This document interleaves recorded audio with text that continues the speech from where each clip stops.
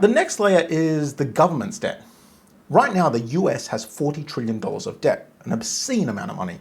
And they pay interest on that debt to the tune of about 1.25 trillion per year, which as a side note is more than they spend on their military, which is, again, obscene. So there are really only three ways out of debt.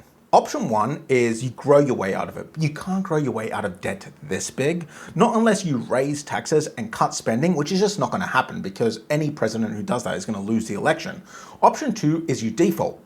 But US government debt is the foundation of the entire global financial system. If America defaults, it takes the whole world down with it. So that's not happening either.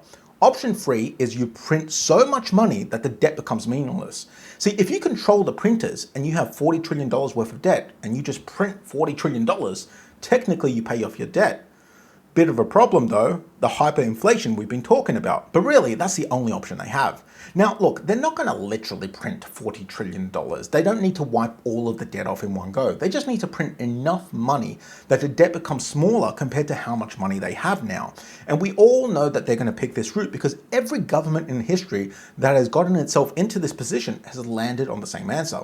You don't announce it, you just keep inflation running hot and keep telling everyone that it's temporary, which is ongoing, by the way. It's happening right now.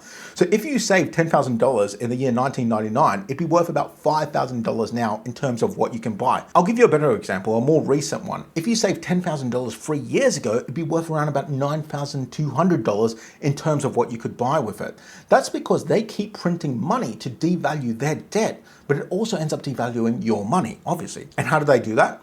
They borrow off of you and off of foreign countries and off of anyone who's going to lend them money. They promise to pay you 4% a year for 30 years.